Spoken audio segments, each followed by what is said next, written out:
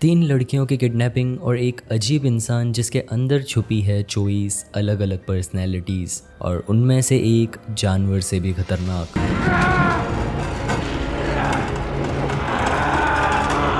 दोस्तों आज हम बात करने वाले हैं एम नाइट श्यामलान की साइकोलॉजिकल थ्रिलर स्प्लिट 2016 की, जो है अनब्रेकेबल का सेकंड पार्ट। तो क्या ये लड़कियां बच पाएगी और क्या होगा जब होगी द बीस्ट की एंट्री। शुरू करने से पहले एक छोटी सी रिक्वेस्ट, अगर वीडियो पसंद आती है तो लाइक एंड चैनल को सब्सक्राइब ज़रूर करना। बढ़ते हैं कहानी की तरफ। कहानी की शुरुआत होती है एक बर्थडे पार्टी से, जहां क्लेयर, मार्सिया और एक अलग थलग सी लड़की कैसी पार्टी एंजॉय कर रही थी। बट कैसी को देखने से पता चलता है कि वो थोड़ी सी इंट्रोवर्ट है। पार्टी के बाद क्लेयर के डैड तीनों को घर छोड़ने वाले होते हैं। तीनों कार में बैठ जाती है और क्लेयर के डैड सामान रखने के लिए गाड़ी की डिग्गी खोलते हैं, पर तभी एक आदमी आता है और उन्हें बेहोश कर देता है। उसके बाद वो कार में बैठ जाता है। तीनों लड़कियां कुछ समझ नहीं पाती और जब तक उन्हें पता चलता है कि क्या हो रहा है, वो आदमी उन तीनों को बेहोश कर देता है। जब इनकी आंखें खुलती है तो वो एक कंक्रीट से बने कमरे में बंद होती है। छोटी सी जगह, बिना खिड़की के,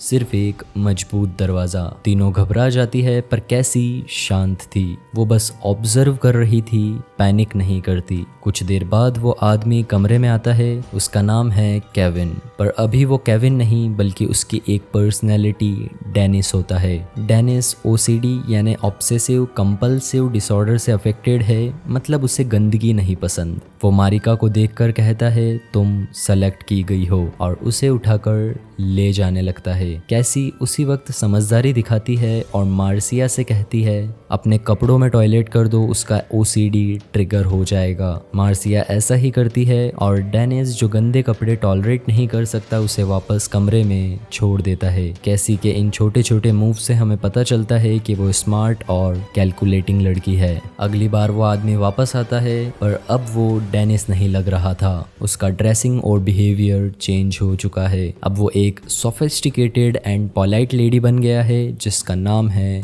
पैट्रिशिया। पैट्रिशिया कहती है चिंता मत करो, तुम सेफ हो, लेकिन उसका काम टोन भी एक अजीब सा डर पैदा करता है। और थोड़ी देर बाद सबसे वियर्ड पर्सनैलिटी की एंट्री होती है, हेडविग, एक 9 साल का बच्चा जो चाइल्डिश तरीके से बात करता है। मैं तुम्हारा दोस्त बन सकता हूँ, मेरे पास एक सीक्रेट भी है। कैसी इस मोमेंट का फ़ायदा उठाती है। वो हेडविग से दोस्ती करने की कोशिश करती है क्योंकि एक बच्चे को मैनिपुलेट करना इजी होता है। हेडविग एक्साइटेड होकर उसे कहता है उसके रूम में एक विंडो है जहाँ से वो बाहर देख सकता है। कैसी सोचती है अगर हेडविग को मैनिपुलेट करें तो वो लोग यहाँ से शायद निकल सकते हैं। पैरेलली कहानी केविन के थेरेपिस्ट डॉक्टर फ्लेचर के सेशन पे दिखाई जाती है। डॉक्टर फ्लेचर केविन के डिसोसिएटिव आइडेंटिटी डिसऑर्डर के बारे में सब जानती थी और केविन जब भी डॉक्टर से मिलने आता तो एक बैरी नाम की पर्सनैलिटी बन जाता, जो एक एक्सट्रोवर्ट और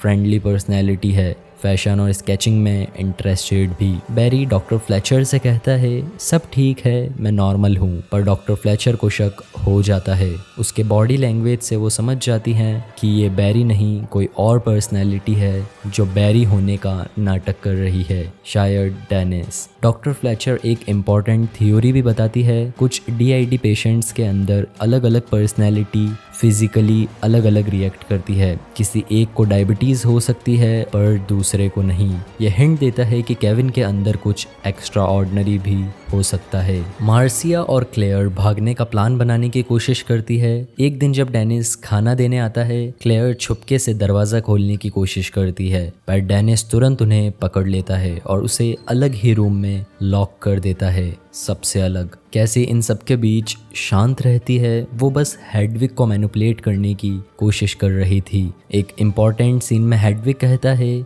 बीस्ट आ रहा है, वो तुम्हें पनिश करेगा क्योंकि तुम तीनों प्योर नहीं हो। कैसी शॉक हो जाती है। वो हेडविग को कंफ्यूज करने की कोशिश करती है, पर हेडविग अब उस पर ट्रस्ट नहीं करता। इसके पैरेलल में हमें केविन के पास्ट के कुछ ग्लिम्सम्स दिखाई देते हैं, चाइल्डहुड ट्रॉमा, अब्यूसिव मॉम और बुलिंग, जिसकी वजह से उसकी अलग अलग पर्सनैलिटीज़ एग्जिस्ट में आई। डेनिस और पैट्रिशिया केविन के सबसे स्ट्रॉन्ग और डेंजरस पर्सनैलिटी होते हैं, जो बिलीव करते हैं कि एक नई पर्सनैलिटी, एक पावरफुल पर्सनैलिटी आएगी, द बीस्ट। डॉक्टर फ्लेचर को बैरी के मेल्स मिलते हैं जिसमें लिखा होता है I need you, I need your help. Fletcher समझ जाती है केविन के अंदर कुछ सीरियस हो रहा है और वो इसी की तहकीकात करने के लिए उसके हाइडआउट तक पहुंच जाती है। वो केविन से बात करने की कोशिश करती है पर अब उसे कंफर्म हो गया था कि ये बैरी नहीं डेनिस है जो अब तक उससे मिलने आता था। फ्लेचर डर जाती है क्योंकि अगर बीस्ट रियल हुआ तो कोई नहीं बचेगा।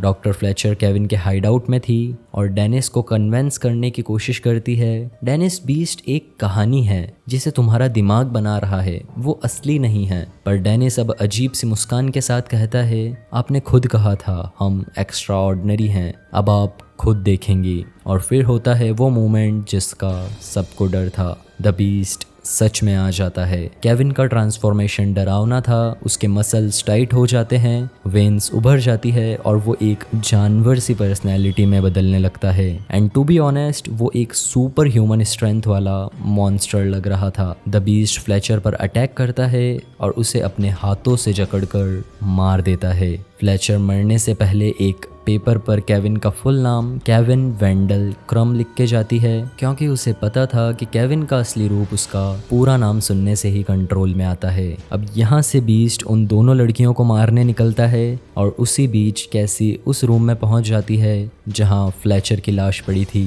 कैसी फ्लेचर के छोड़े हुए पेपर को देखकर केविन का फुल नाम बोलती है केविन वेंडल क्रम और जैसे ही कैसी ये कहती है बीस्ट का कंट्रोल चला जाता है और केविन अपने असली रूप में वापस आ जाता है। केविन कंफ्यूज्ड होता है और कैसी से पूछता है ये सब मैंने किया, मुझे कुछ भी याद नहीं, मैं लास्ट टाइम बस में था। केविन खुद को मारने के लिए कैसी को एक शॉटगन और बुलेट्स दिखाता है, मुझे खत्म कर दो प्लीज़, मुझे खत्म कर दो। पर उसके अलग अलग पर्सनैलिटीज़ एक के बाद एक एक्टिवेट हो जाती है। हेडविग, डेनिस, पैट्रिशिया और फिर फाइनली बीस्ट कंट्रोल ले लेता है। द बीस्ट अब अपना अटैक शुरू करता है। सबसे पहले वो मार्सिया के रूम में जाता है और उसे इम्प्योर कहकर मार देता है। फिर क्लेयर की बारी आती है और वो भी ब्रूटली मारी जाती है। अब सिर्फ कैसी बची थी। कैसी अपनी जान बचाने के लिए उस पर गोली चलाती है पर गोली का बीस्ट पर कोई असर नहीं होता। बीस्ट उस तक पहुंचने के लिए स्टील की रॉड्स तक को बैंड कर देता है। उसकी ताकत इंसानों से कहीं ज्यादा हो गई थी। बीस्ट कैसी को मारने के लिए अंदर जाता है पर तभी वो देखता है कैसी के शरीर पर बने हुए घाव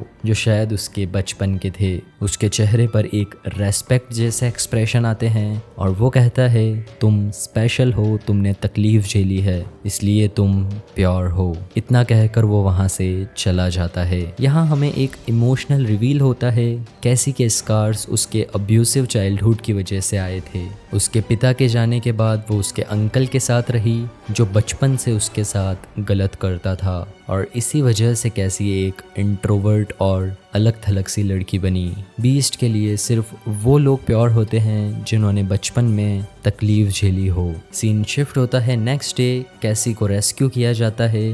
पुलिस उसे एक जू से बाहर निकालती है और यही हमें पता चलता है कि केविन का ये हाइडआउट एक जू के नीचे था। पुलिस उससे कहती है उसके अंकल उसे वापस लेने आए हैं पर कैसी चुप रहती है। उसका एक्सप्रेशन क्लियरली कहता है कि वो अपने अब्यूसिव अंकल के पास वापस नहीं जाना चाहती। दूसरी तरफ केविन एक मिरर के सामने बैठकर अपनी पर्सनैलिटीज से बात कर रहा था। हेडविग, डेनिस, पैट्रिशिया सब लोग बीस्ट की वर्शिप करते हैं। और फिर आता है पोस्ट क्रेडिट सीन। एक बार के अंदर टीवी पर न्यूज़ चल रही थी, एक ऐसा मॉन्स्टर जिसने 3 लड़कियों को किडनैप किया और वहीं पर लोग भी बात कर रहे थे। ऐसा ही एक आदमी 15 साल पहले भी आया था जिसने इतने सारे लोगों को मारा। और तभी हमें वहाँ दिखाई देते हैं अनब्रेकेबल मूवी से डेविड डन।